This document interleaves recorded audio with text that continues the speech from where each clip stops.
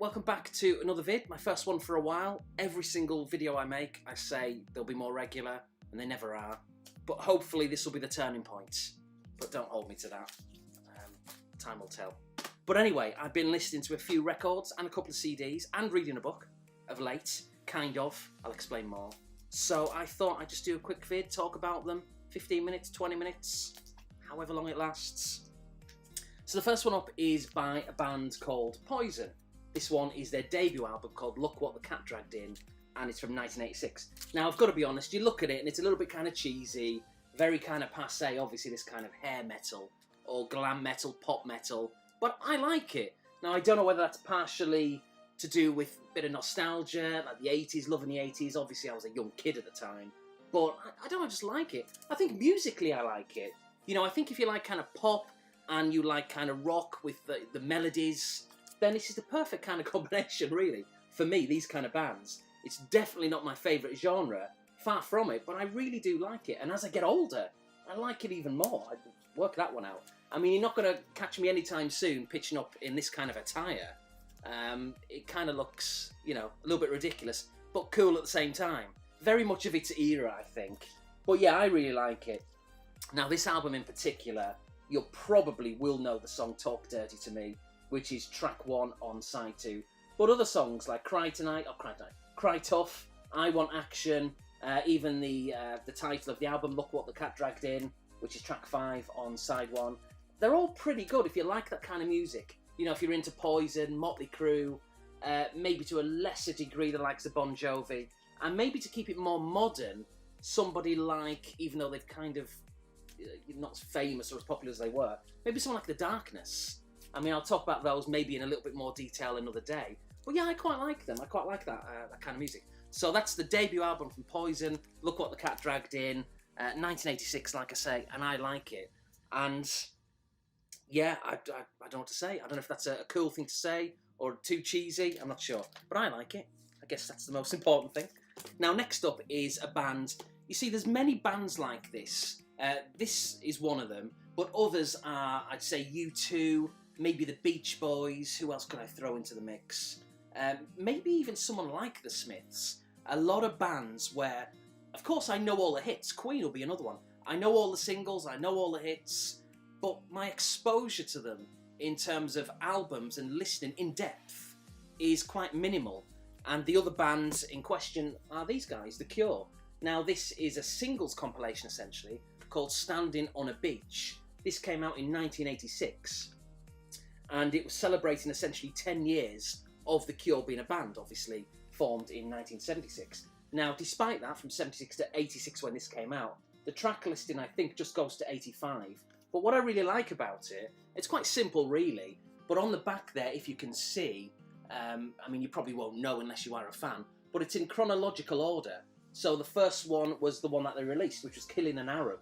Now, in recent times, because maybe of the sensitive era we live in, possibly understandably, I guess, they've changed that, I believe, in more recent live gigs, so maybe for the last 10 years, last decade or so, to Kissing an Arab rather than Killing an Arab. But yeah, that was the first song they released, or first single, and then Boys Don't Cry, everybody will know that one. So some really, really good tracks on here, the ones I've just mentioned. A Forest, which is fantastic. Now, I think I'm right in believing, or I believe I'm right in thinking, that A Forest on this album, it's the same song ultimately, but it slightly differs from the single and a subsequent remix.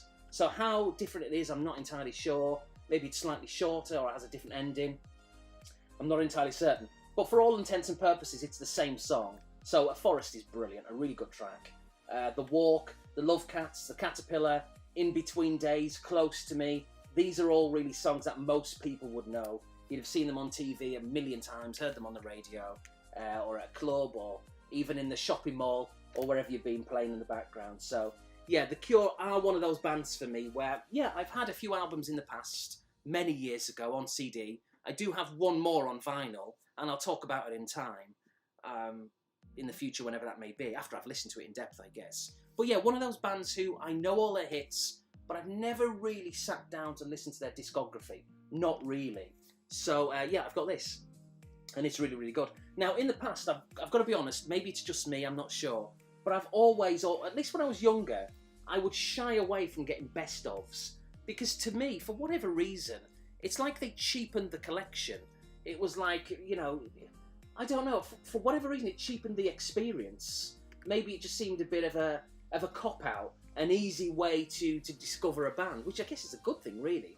But at the time, I thought it was the bad thing to do, and I thought the best thing to do was to get the album, listen to it, and get to know them naturally. I guess how the band organically panned out from one album to the next. And it seemed as if I was cheating, maybe getting the best of. But over time, I've definitely reversed my view, because especially if you're on the fence, and maybe if you can't afford it, maybe if you've not got the space, there's a number of reasons why. But sometimes going to a best of is the best solution, quite frankly, because it's highlighting, in theory at least, the ultimate songs, the big tracks, the big hits. And maybe that's a better way of appreciating the lesser known songs. Possibly. I guess it depends, doesn't it? But it's funny how I've kind of come full circle with that. So, yeah, when it comes to best ofs, I'm absolutely not adverse buying them, whereas in the past, a good sort of 15 years ago, maybe more, I tended to shy away from that. But there we go. And then last but not least, on record, like I say, 2 CDs to follow, we've got this album, which is just so good, it's ridiculous. It's by an artist called Bill Drummond, and the album is called The Man. Now, Bill Drummond you will probably know as being the other half in the KLF from the late 80s and the early 90s. Such a really interesting guy, an artist, a poet. I was going to say controversial, but not in terms of saying anything offensive, but more thought-provoking. And yeah, it just gets you thinking, and just a really clever guy. When he talks, you kind of listen. And there's a lot of stuff that he's done recently on YouTube. I say recently, like a few years ago, doing these kind of like lectures and tours, talking about music and how he sees it going forward. Just a really interesting guy. Now, this album, the funny thing about this is on the back it says 1989, but it says Bar None Records, and then it's got printed in Canada at the back. And yeah, 1989 it says on here, but I believe it was actually released in 1986, possibly 87, but 86 I think, and that was on Creation Records, because I saw an interview with, what was the guy? I can't remember the guy's name. The one who helped find Oasis. The name's just escaped me. Ginger hair, Alan McGee, I think, isn't it? So I read an interview with Alan McGee talking about how he had this record for absolutely ages, because he's a personal friend of Bill Drummond's. So this would have been back in like the mid-80s. And Alan McGee hadn't listened to it for a long, long time. Well, he just hadn't listened to it at all. Bill Drummond had handed him this tape, saying basically, listen to this, and, he wanted it on a record. Alan McGee said, well, I'll listen to it eventually. And anyway, years, months anyway went past. And eventually when he put it on, he really liked it. Although he kind of thought it was a bit mad, lyrically as well. Because it's kind of comedic in places. It's almost like he takes himself, or he doesn't take himself too seriously. But a lot of people maybe take him too seriously. Maybe that's part of the gag. I'm not really sure. But so lyrically it's kind of amusing in parts. But it's essentially a folk album. If you look at it that way, like Scottish folk music. But I really, really like it. Now there's one track in particular. It's called I Want That Girl, which is track number 4 off side 1. And if there's any track on this album, and there's a couple like it, but if there's any on this album that are trying to be a little bit mainstream, trying to get that kind of pop crossover, then this is definitely that track. So I think that'll be one that I put in the description box. So feel free to check that out, by the way. What I always do in these kind of vids, in the description box, I'll put one song to every album, and it might not be the best song, it may just be one that I'm listening to at that moment in time. And if you're curious, if you've never heard of the artist, check it out and see what you think. So yeah, some really good songs though. Julian Cope is Dead. It's kind of almost like a revenge track for a song that Julian Cope wrote about Bill Drummond. Other songs like Queen of the South. Just a little statistic, Bill Drummond is a Queen of the South football fan. So I guess that's a bit of a homage to that team. I Believe in Rock and Roll. I'm the King of Joy. It's just a really good traditional stroke pop Scottish folk album. It's hard to get across, but I love it. And I guess it helps the fact that I really like the KLF and Bill Drummond in particular, a really interesting guy. So those 3 records, really, really pleased to have them and absolutely loving them, especially the Bill Drummond one. It's just brilliant. Now, the other thing I'll mention is that I was looking on Wikipedia, And on the Bill Drummond page for his discography, apart from this album, which, as I talked about, is The Man from 1986, it mentions that there's another album that Bill Drummond released called The King of Joy from, again, 1986. So 2 in a year, which, if you think about it, it wasn't that uncommon back then. It used to happen quite a lot. No way does that really happen these days. Bands have got to milk it. They've got to milk every release they can in terms of gigs and promoting it. You will never have the record companies, never in a million years, have 2 released in the space of just a few months. How times have changed. But although I think it would actually work, to be honest. You know, in this day and age of social media and digital downloads being in the charts, I think maybe now we're living in an era where that could work. But maybe that's a topic for another day. But anyway, so yeah, this other album apparently that Bill Drummond has released called The King of Joy. Now, I'm the King of Joy, as I touched upon a couple of minutes ago, is a track which I like on side 2 of this album. So whether on Wikipedia that's a bit of a misprint and they meant to say it was just a single released, or whether it was a second album released called The King of Joy, I'm not really sure. But I did look on a couple of websites and I couldn't see it mentioned anywhere. I even looked on Discogs and I couldn't see it there either. So I don't know, I might have to do some research on that. If there is a second album from Bill Drummond called The King of Joy, I will buy it and it will be on my channel in the future. But as it stands, The Man is the debut album and only album that he's released as a solo artist. It's quite a while ago, like I say, 1986. So, 2 CDs to show you and then a book. These have all got a common theme, which will be pretty obvious straight away. That band is called, or are called, Sleeper, and the album is called Smart. And the connection between all these, it's Britpop music. I know it's my channel name, Britpop95. For anyone who's curious, I'm sure it's pretty obvious. Britpop, just because I like that kind of music. Well, I like all kinds of music. I'm pretty eclectic, as you can see, I think, by this video. But as a kid, as a teenager, I loved the Britpop kind of music. And 95 is the year it kind of really kicked off. So that's all that is. So, yeah, this is Sleeper, this is Smart. Their debut album from, I think, February of 1995. Now, I'll be honest, back in the day of over 20 years ago, which is shocking to think, I did have this album, but I never really, not massively got into it. You know, obviously I was familiar with the singles that came out in 93. It was 94, maybe 94 was In Betweener, maybe early 94. Swallow, Delicious, and I believe Vegas were the 4 singles off this album. So yeah, I had a couple of those single releases as well as this album when it came out in early 95. But yeah, I just didn't really gravitate towards it too much. It's not that it's bad, it's actually a really, really good album.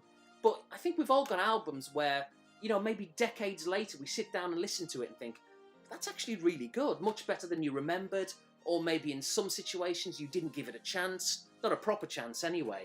And then years go by, you go back to it, you sit down, you listen to it, and it starts making sense. You start getting it. And I think this has had that effect with me, you know, over 20 years later, shockingly. Now, I think what prompted me, well, I don't think, this sounds a bit kind of, a bit of vanity going on, it's a bit ridiculous, but one of the things that prompted me to re-listen to this album is on Twitter. I put a tweet out, well, funnily enough, absolutely ages ago, and I didn't even CC her in to the tweet, but she obviously must have found it and stumbled upon it and responded to it, and it was the singer Louise Weiner, I think is how you pronounce her name, and just the fact that she saw it, liked it, reacted to it, and subsequently has done that with another one of my tweets more recently, it just makes it more personal, I guess. It's almost like an ego trip, I know, but you'll know what it's like if you use Twitter, or if you've met like stars and musicians and people like who you look up to, I guess, and who you're fond of. It's nice, and that happening made me think, yeah, I'm going to go back and listen to Sleeper. So it's worked in terms of me listening to them, and of course they've got a new album out soon, and I'll probably end up buying that. So it pays, doesn't it? It pays for rock stars and pop stars to be nice, because if they are, then it gives the fans what they want, which is that kind of relationship from a distance, naturally, and can benefit them in the sense that they will sell more records. So very clever. But I just think she's genuinely just a really nice person. I don't know her personally, of course, but, you know, from interviews over the years and being on Twitter and all that kind of stuff. So anyway, yeah, it's a really good album. Now, what I rediscovered after listening to this record is there's so many albums in fact, I'd probably say the majority of records that I've got or listened to, by the time it gets towards the end of the album, often it's I wouldn't go as far as saying filler, obviously, but usually I think, and it kind of makes sense if this is what happens, but usually the best tracks are kind of at the start, to hook people in, to get them really into it, and then as the album fades on, they're still good tracks in theory, but maybe the quality slightly diminishes. But this for me is kind of, I wouldn't say the opposite, but I'd say it starts really good, the middle's kind of a little bit average, but the ending's really good. The last 3 tracks I really enjoyed when I stuck this on yesterday, which is Alice in Vain, Twisted, and Pyrotechnician. Really good tracks. None of those were singles. So I don't know how well they'd have done as singles, to be honest. They're maybe not single material. But in terms of album tracks, really good and really, really strong. So yeah, that's Sleeper, that's Smart. It's from 1995. And I really like it. It's a good album. Okay, so next up we have Ash. And this is 1977 from 1996. So this is Ash's debut album, much like how that was Sleeper's debut album. And yeah, it came out in 1996, but it's called 1997. Now, if you're not sure why, I'll tell you, because I remember like it was yesterday, reading this in the NME, or was it the Melody Maker? So maybe not quite remembering it as much as yesterday as I thought, but it was one or the other. And the journalist at the time posed a question to the singer Tim Wheeler, and he said, why 1977? Bit of a strange title for an album. And Tim Wheeler said, well, 2 reasons. One, because both he and the bass guitarist, which I think, is his name Mark? Or was that the drummer? Mark Hamilton, maybe? Either way, both he and I think the bass guitarist were born in 1977, but also they're massive Star Wars fans. And so it was a bit of a tribute. You know, if they're going to make a debut album, which of course they subsequently did, they were going to call it 1977, apparently. And yeah, even if you didn't hear that bit, either at the time or from me telling you about the Star Wars reference to why it's called 1977, you'd probably think there was something strange going on, because the album starts with TIE fighters in the background of the song Lose Control. There's also, the very last track is called Dark Side, Light Side, so again a Star Wars reference there. There's the like a tribute song. Is it on a single? I think it's a B-side to, it may be Girl from Mars. Maybe it's that one. And is it called the Cantina Band? Is that what they're called? Well, they're kind of monsters, aliens from Star Wars. I used to be a massive Star Wars fan. I do still love it and enjoy it. But it's been years since I was really into it, so I forgot what you call them. So yeah, there's a lot of Star Wars references on the actual album. So yeah, some really good songs. Lose Control, Goldfinger, Girl from Mars in particular. I remember that so well. I can really remember buying the single. Again, definitely like that was yesterday. From W.H. Smith's. Just really, really, really strong memories. In the centre of Bournemouth I bought that. Kung Fu, Oh Yeah, Angel Interceptor. I think all of those were possibly singles that I've just mentioned. So yeah, if you like your Britpop music, everything about it is so early, or I say early Britpop, right at the start of Britpop really, sort of 95 or 96, early 96 when it came out. So it's that kind of era where it was really popular, dominating the charts in the UK, or so it seemed. And as a teenager at the time, I just absolutely loved it. It was amazing, a great time. So a really, really good album. And yeah, they've just recently reformed, I think, well, maybe like a couple of years ago. I think they released an album, and I believe they've got a new one, which is coming out in the next sort of few weeks or something. So I'm going to keep an eye out for that one. And I think they've gone back to being a trio, because when this album started, there was just the 3 of them. And then maybe a few years later, in the late 90s, they got a guitarist, an extra guitarist called Charlotte. I forget her last name. And then she was with the band for about a decade before they split up, which again was about sort of 6 years ago, maybe, something like that. But as I say, in recent times, they've reformed and are back to recording music. So maybe that will feature on my channel in the future. We'll see. So last but not least is a book that I bought. Now, I've got to be honest, when I heard about this book being released, and it came out late last year, I was really excited by it. I knew a number of people on Twitter had mentioned it and said, oh, keep an eye out for this one, it's going to be really, really good. You'll like it, it's the whole Britpop thing. And so I did, I kept an eye out for it. But here's the thing, I didn't do any research whatsoever. I just presumed that it was going to be a standard, typical book, maybe someone talking about this era, Britpop genre, and I thought that's what it would be, so I didn't look, I didn't do any research whatsoever. So when the book came out, well, I waited like a few months, of course, because now we're in May, but I purchased it, it arrived, and I flicked through it, and I was a little bit initially, I should say, disappointed. Now, that book is called I Was Britpopped. I mean, I quite like, in a sort of a cheesy, stroke, cheap way, really, the way these kind of caricatures are done on the front. If you're not sure who they all are, I think that'd be Justine Frischmann off Elastica, Jarvis Cocker from Pulp. That looks like it's Brett Anderson, just about, from Suede. That, I'm guessing, must be Damon Albarn from Blur, and Liam Gallagher, of course, of Oasis. So, yeah, when I got this book, I flicked through, and I'll try and give you a bit of an impression here. Let's just open up some random pages and see if you can spot the common theme here. So, there goes another one. And you may be thinking, if not, it's going to be obvious as soon as I say it, of course. You may be thinking, Alex, where are the pictures? Well, there aren't any. There's none. The entire book is full of just text, essentially. Now, I'm trying to see how many pages there are.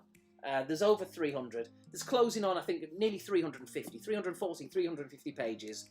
And there is not one single photo. There is not one single illustration at all. All you get is that at the front and on the back. I quite like that, actually. It's kind of done like sort of a London Underground, like a subway kind of system. And it's a bit of like a timeline of when certain albums came out. I guess pivotal albums in the Britpop kind of history. So that's quite a nice little feature. And yeah, so here's the thing though. Initially I was disappointed when I got it because I thought, what is this? This is not what I was expecting. There's not even a photograph to kind of break it up a little bit. But what I discovered, and this again comes back to my fault for not doing any research, but basically what it is, it's a coffee table book, essentially. It's something to grab every now and again. Let's say a band comes on the news, maybe on the TV, or maybe you're watching a YouTube video, and you think, I'll just pick this book up, and I'll look and I'll skip to, say, let's just pick someone at random, someone that you'll know. Funnily enough, I've mentioned Alan McGee before, and I just saw him on here. So it mentions like Parklife up there. So you'll see Parklife, and then there'll be a bit of a blurb, sorry, there you go. A bit of a blurb about Blur. So, and it'll just tell you a little bit about it. So I can see this being really handy for, let's say it comes up in conversation and you've got the book handy. It's like a reference book. So someone will go, do you remember that single called Parklife? Not that anyone could forget it, of course. And then you may think, oh, I wonder if that's in the book. So you'll turn to letter P and you'll look it up. And then there'll just be a little bit of information about it, when it was released, how well it did, the general reaction it received, how relevant it is with society and in terms of that kind of Britpop movement and all that kind of stuff. So that's what it is. It's for bands, it's for singles that you want to look up, for albums, for maybe people like Alan McGee I just saw a second ago. Anything which is relevant to the Britpop movement, in theory, will be in here. So even things like under N will be the NME, M for the Melody Maker, etc, etc. So anything from that era, in theory, will be listed in this book. So that's what it is. It's a reference guide, essentially.